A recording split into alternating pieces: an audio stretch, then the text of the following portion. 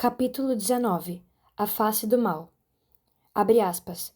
O pecado não pode ser superado por artifícios humanos, do tipo que os governos manejam, mas apenas pelo sofrimento e pela graça. Fecha aspas.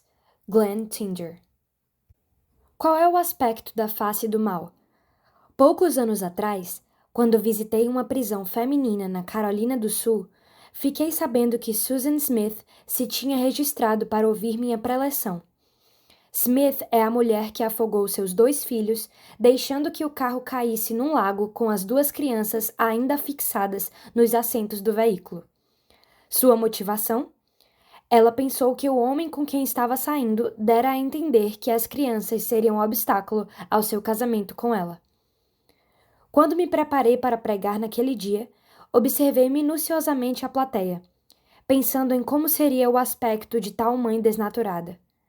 Imaginei um tipo de mulher como Dorian Gray, com a face marcada pela luta íntima travada contra o mal. Reportando-me a fotografias publicadas nos jornais, procurei a sua face, mas não consegui encontrá-la. Depois da reunião, perguntei ao diretor do Prison Fellowship se Susan Smith tinha de fato estado presente. "Oh, com certeza", respondeu. "Ela estava na primeira fila, olhando direto para você o tempo todo." A face do mal é assustadoramente comum. Em Jonesboro, Arkansas, uma criança de 11 anos e outra de 13 acionaram o alarme de incêndios da escola, assumiram posição de franco-atiradores e então atiraram nos alunos e professores à medida que saíam do prédio. Eles mataram 4 alunos e um professor, ferindo outros 11. Em Oakland, Califórnia, um adolescente munido de faca corria atrás de uma mulher, perseguindo-a rua abaixo, enquanto a multidão se juntava e gritava: "Mata, mata!", como espectadores em evento esportivo. Alguém na multidão fez a amedrontada mulher tropeçar, dando ao perseguidor a chance de esfaqueá-la até a morte. Em Dartmouth, Massachusetts, 3 jovens cercaram um colega da 9ª série e o mataram a facadas. Após o ato, sorriram e trocaram cumprimentos, batendo as palmas da mão um do outro em pleno ar, como jogadores de basquete celebrando uma boa enterrada na cesta. Em Nova Jersey, Brian Peterson pegou a namorada, Amy Grosberg, atravessou a fronteira do seu estado para um quarto de motel em Delaware, onde ela deu à luz uma criança. Eles mataram o recém-nascido e o jogaram no lixo. Assassinos com sardas no rosto. Assassinos no playground. Assassinos que matam por brincadeira. Qual é o aspecto da face do mal? Parece com a criança vizinha. Parece conosco. Como podemos encarar essa carnificina, esse mal indescritível aparecendo atrás do saudável sorriso de uma criança de 11 anos, e ainda sustentar o mito de que o ser humano é basicamente bom? A cobertura da grande mídia desses crimes hediondos oferece todas as respostas convencionais. O problema é a pobreza. Mas a maioria desses matadores era de classe média. O problema é a raça, pois existe um racismo reprimido em muitas de nossas percepções do crime. Mas a maioria desses assassinos é branca. O problema é uma infância complicada, a frase preferida dos terapeutas para todo o comportamento anormal da atualidade. Mas milhões de crianças no mundo vêm de circunstâncias difíceis e nunca cometem crimes. A única explicação não oferecida é a que os comentaristas modernos não conseguem proferir: a temida palavra pecado. É o pecado que desencadeia a capacidade do mal em sua essência. É o pecado que nos cega para qualquer coisa além dos nossos desejos egoístas. Como disse o juiz a Amy Grosberg durante a sentença, se existe uma característica perturbadora no seu caráter, foi o egocentrismo que lhe cegou a necessidade de procurar ajuda e lhe impediu de ver o valor intrínseco da vida da criança. Pecado é optar pelo que sabemos ser errado.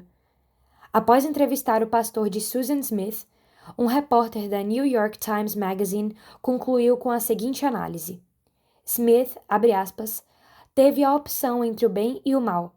Ela dispunha de uma escolha e sabia o que estava fazendo quando agiu daquela forma. Fecha aspas.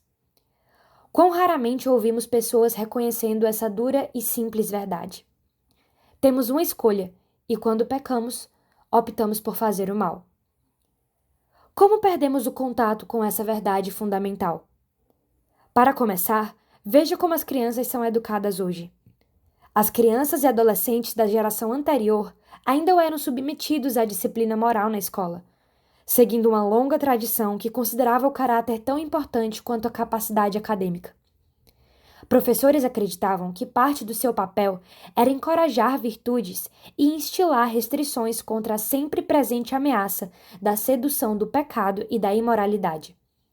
Essa tradição vem dos dias da colonização, quando as meninas em aventais e os meninos em calças curtas aprendiam a ler nas cartilhas da Nova Inglaterra, que ensinavam juntamente com o alfabeto as quase melancólicas lições teológicas. A. Na queda de Adão, todos pecamos. I. O ídolo tolo é chicoteado na escola. X. Xerxes morreu, e assim morrerei eu. Quão diferente das salas de aula atuais, onde as crianças são ensinadas, acima de tudo, a gostar de si mesmas, onde até erros gramaticais não são corrigidos, a fim de que não causem nenhum dano à autoestima do aluno, onde culpa é algo perigoso ao bem-estar mental, um constrangimento artificial do qual necessitamos nos libertar. Em consequência, a nova geração de hoje nem mesmo entende o vocabulário de responsabilidade moral. Não é surpreendente, portanto, que agora vejamos crianças que não mostram qualquer remorso quando violam os direitos dos outros, desde coisas triviais como roubar a blusa da irmã, até a crimes hediondos como matar a bala um colega. O mito utópico infiltrou até nos lares, onde as mesmas ideias são servidas através de revistas, seminários de pais, classes de maternidade e livros sobre desenvolvimento infantil. Nos anos de 1940, no mais influente livro já escrito para pais, o Dr. Benjamin Spock estimulou-os a rejeitar a velha noção puritana de crianças como seres brutos, propensos ao mal e necessitando ser civilizados. Ao invés disso, ele apelou aos pais para que as entendessem como psiques evoluídas, necessitando de atenção. Por exemplo, quando uma criança em idade escolar rouba alguma coisa, Spock sugere que os pais considerem se a criança pode, abre aspas, estar precisando de mais aprovação no lar, fecha aspas, e até de um aumento na mesada. A mesma mensagem foi proclamada nos mais populares livros sobre paternidade das décadas de 1960 e 1970, de Him Ginott, Between Parent and Child, Entre Pais e Filhos, e de Thomas Gordon, Parent Effectiveness Training, Treinamento Eficiente dos Pais. Estas obras tentam transformar os pais de rigorosos moralizadores em terapeutas simpáticos, os quais são orientados a permanecer de cabeça fria, sem julgar, igualmente profissionais de seu comportamento, conduzindo os filhos para clarificar seus próprios valores. Dessa forma, mesmo nos lares, o coração e a própria alma da sociedade, tanto quanto o senso do dever, foram substituídos pelo senso do direito, um sentimento de que podemos tudo, mesmo se isso significar a violação dos padrões de bom comportamento. Adultos que uma vez deram firme e indubitável orientação moral, pais, professores e até pastores, foram doutrinados com a ideia de que a maneira de assegurar crianças saudáveis não é ensinando-lhes o que está certo ou errado, mas deixando que elas descubram os seus próprios valores. Como consequência disso, muitos americanos perderam até o vocabulário de responsabilidade moral. O pecado e a responsabilidade transformaram-se em conceitos alienígenas. Até que ponto isto nos afetou fica evidente em uma reportagem especial da MTV sobre os 7 pecados mortais, que foi ao ar em agosto de 1993. Uma descrição do programa apresentava-se bastante promissora. Entrevistas com celebridades e com adolescentes comuns, falando sobre os 7 pecados mortais: luxúria, orgulho, raiva, inveja, preguiça, ganância e gula. Mas o que mais impressionou foi a chocante ignorância moral dos participantes. A estrela do rap Ice-T olhou fixamente para a câmera e gritou: Luxúria não é pecado. Tudo isso é estupidez. Um jovem na rua parecia pensar que preguiça era uma folga do trabalho. Abre aspas. Preguiça. Algumas vezes é bom sentar e dar algum tempo a si próprio. Fecha aspas. Orgulho foi o pecado que a geração MTV encontrou maiores dificuldades para entender. Abre aspas. Orgulho não é um pecado. Você deve sentir-se bem sobre si próprio. Fecha aspas. Um jovem falou. A atriz Kirstie Alley concordou. Abre aspas. Não acredito que o orgulho seja um pecado. Penso que algum idiota inventou isso. Fecha aspas. Esbravejou. O programa não disse uma palavra sequer sobre culpa, arrependimento ou responsabilidade moral. Em vez disso, estava cheio de jargões psicoterapêuticos, como se o pecado fosse uma doença ou um vício. Até mesmo o narrador do programa se associou ao coro. Abre aspas. Os 7 pecados mortais não são atos malignos, mas antes compulsões humanas universais. Fecha aspas. A fixação mental utópica tornou-se tão incrustada que a maioria das pessoas nas culturas ocidentais não tem recursos intelectuais para identificar ou lidar com o genuíno erro de comportamento. Por exemplo, quando um historiador respeitável escreveu um livro sobre assassinos em massa, como Hitler ou Stalin, tudo o que pôde dizer foi que estavam sujeitos a, abre aspas, desordens mentais, fecha aspas. Cada um de nós é afetado por essa degeneração do discurso moral, até o ponto em que mesmo os cristãos estão propensos a usar o vocabulário da terapia no lugar da linguagem mais rigorosa da moralidade. A questão do verdadeiro mal foi apresentada com brutal honestidade no livro de Thomas Harris, The Silence of the Lambs, O Silêncio dos Inocentes, um romance de terror transformado em filme apavorante. Nele, um assassino serial preso, chamado Hannibal Lecter, um monstro que canibaliza as vítimas, é abordado por uma jovem agente do FBI na expectativa que ele lhe dê informações que a ajudem a prender outro matador brutal. Que possível razão eu teria para cooperar com você? Pergunta Lecter. Curiosidade, diz a agente Starling. Sobre o quê? Sobre o porquê de você estar aqui. Sobre o que aconteceu com você. Nada aconteceu comigo, agente Starling. Eu aconteci. Você não pode reduzir-me a um jogo de influências. Você desistiu do bem e do mal em favor do behaviorismo, agente Starling. Nada jamais é culpa de alguém. Olhe para mim, agente Starling. Você pode dizer que eu sou o mal? Seria eu o mal, agente Starling? A pergunta chocante de Hannibal Lecter sopra para bem longe os jargões acumulados que entopem a nossa mente. Sabemos, tanto intuitivamente quanto por experiência, que o mal é real. Sentimos uma força, em nós e nos outros, que tem o poder de dominar e destruir. Uma falha fatal no mito da bondade humana é que deixa de corresponder com o que sabemos sobre o mundo a partir de nossas experiências comuns. Quando a cosmovisão é muito pequena, quando ela nega a existência de alguma parte da razão, aquela parte se reafirmará de alguma maneira, exigindo a nossa atenção. É como tentar apertar um balão nas mãos. Algumas partes sempre se projetarão para fora. Nosso sentimento de pecado sempre encontrará expressão de alguma forma. Tome, por exemplo, o enorme apetite que os americanos têm por ficção de terror. O que explica essa fascinação?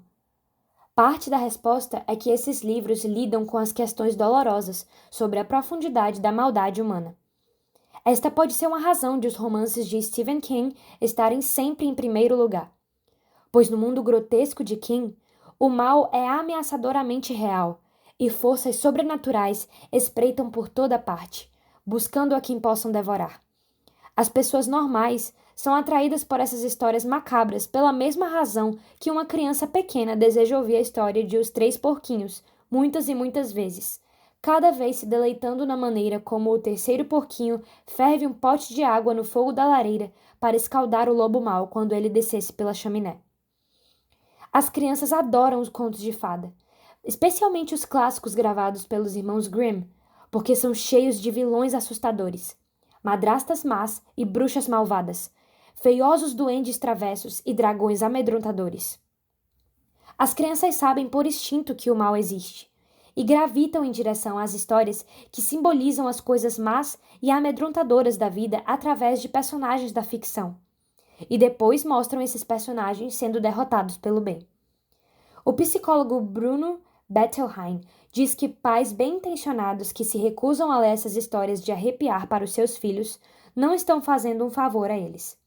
Ao contrário, lhes estão negando a oportunidade de encarar seus temores dentro de um ambiente abrigado pela fantasia, numa história onde bruxas e fantasmas desaparecem com as palavras "felizes para sempre". Para os adultos, a ficção pode ter função semelhante, uma maneira de confrontar o lado escuro da realidade. A romancista Susan Wise Bauer afirma que os adultos que vivem no mundo de tragédia e dor, abre aspas, necessitam de um Grimm para adultos, uma narrativa que não apenas explique a presença do mal, mas ofereça um triunfo sobre ele, fecha aspas. O escritor de suspense Dean Koontz acredita que a popularidade de seus próprios romances sobre matadores em série origina-se na sede dos leitores por quadros do mundo em tonalidades morais bem vivas. Segundo o autor, em nossa era terapêutica, nos foi ensinado que uma forma de comportamento é tão válida quanto a outra, que mesmo a morte e a destruição não devem ser condenadas, mas entendidas. Abre aspas. Nos pensamentos iluminados não existe o mal verdadeiro, fecha aspas. Em nossa vida cotidiana, todavia, sabemos que não se trata da verdade. Isso explica por que, abre aspas, as pessoas buscam a ficção que diz existir o mal verdadeiro, que existe uma maneira de viver que é boa, e que existe uma maneira de viver que é má, e que essas são opções morais, fecha aspas. As pessoas têm, abre aspas, necessidade de ver o que elas realmente conhecem no íntimo sobre a vida refletida no entretenimento ou na literatura, fecha aspas.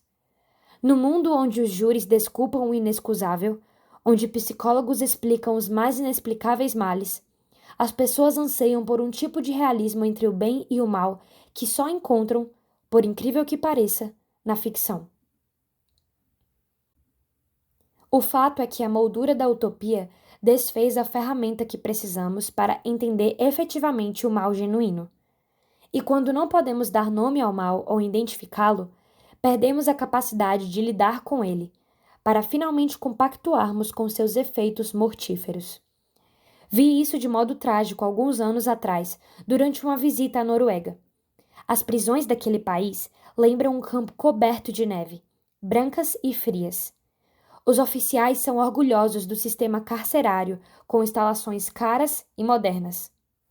Eles se gabam que, ao lado dos suecos, adotam os métodos mais humanos e progressivos de tratamento no mundo todo, e muitos criminalistas concordam. A prisão que visitei fora da cidade de Oslo era um modelo de segurança máxima. Fui saudado pela diretora, uma psiquiatra com atitude clinicamente desligada. À medida que me mostrava o ambiente estéril, parecendo mais um laboratório do que uma prisão, ela se gabava do número de conselheiros e do tipo de terapia dada aos presos. De fato, havia tantos psiquiatras que perguntei à diretora quantos dos presos eram doentes mentais. Todos eles, naturalmente, respondeu com rapidez, elevando a sobrancelha em atitude de surpresa. O que você quer dizer com todos eles? Bem, qualquer um que comete crime violento é mentalmente desequilibrado. Ah, sim, as pessoas são por natureza boas, de modo que quando alguém comete algo assim tão terrível, é doente mental, e a solução é terapia. Eu estava vendo a completa aplicação do modelo terapêutico. Tragicamente, porém, veria em breve o seu fracasso. Naquele dia falei aos presos. Tipicamente, a prisão é um local onde não preciso me cansar para pregar a mensagem sobre o pecado. Esta é uma verdade bíblica que homens e mulheres, atrás das grades, conhecem muito bem. Não obstante, os presos continuavam insensíveis por qualquer coisa que eu tenha dito, inclusive ao convite para aceitar a Cristo. Nenhuma reação. Apenas expressões de olhares impassíveis. Quando eu estava saindo, no entanto, fui abordado por uma jovem policial que se identificou como crente. Em perfeito inglês, ela me agradeceu e depois disse: Orei por esse dia, quando esses homens seriam apresentados a mensagem sólida do pecado e da salvação. Ela continuou a descrever sua frustração em ter que trabalhar dentro de sistema tão falho, onde não havia conceito de responsabilidade pessoal e, consequentemente, não existia razão para buscar a transformação pessoal. Apenas alguns dias depois, as críticas da policial ao sistema foram demonstradas de maneira dramática. Eu viajara para a Escócia e, enquanto estava lá, recebi um telefonema urgente dos integrantes do Prison Fellowship da Noruega. Eles me informaram que a jovem oficial que conheci recebera a responsabilidade de acompanhar um preso para ver um filme, parte da terapia. No caminho de volta, ele a dominou, violentou e então a matou. Um sinal de doença mental? Um resultado de forças sociais ou econômicas? Quão fracas e inadequadas tais explicações se mostram diante da monstruosidade, crueldade e violência humanas. Quando abraçamos categorias amorais para explicar o mal, falhamos em levá-lo a sério e deixamos de reprimi-lo. Enquanto recusarmos a ouvir o real diagnóstico da doença da alma, não encontraremos o verdadeiro remédio, e no fim isso nos destruirá. Em qualquer sociedade, apenas duas forças conseguem manter a natureza humana pecaminosa sob controle: a restrição da consciência e a repressão da espada. Quanto menos os cidadãos tiverem da primeira, quanto mais deverá o Estado aplicar a segunda. Uma sociedade que falha no cumprir as ordens através do apelo ao dever cívico e à responsabilidade moral deve recorrer à coerção, ou coerção aberta, como praticada nos estados totalitários, ou coação camuflada, onde os cidadãos são persuadidos a desistir de suas liberdades de modo voluntário. Em razão dos exemplos citados no início deste capítulo, não é demais imaginar americanos e outros ocidentais eventualmente tão amedrontados quanto aos próprios filhos que darão as boas-vindas à proteção, até por controles cada vez maiores por parte do governo. Essa é a razão por que a utopia sempre conduz à perda da liberdade. A única alternativa ao crescente controle do Estado é a volta ao realismo bíblico sobre o potencial humano para o mal, uma revigorante disposição de olhar o mal no olho e não piscar. Os sociólogos estão sempre em busca das causas básicas do crime e de outras disfunções da sociedade, mas a causa básica não mudou desde a tentação no Jardim do Éden. É o pecado. Os seres humanos se revoltaram contra Deus e a ordem da sua criação, jogando-a para fora do seu contexto original. Tudo é distorcido pelo pecado. Nada está livre dos seus efeitos.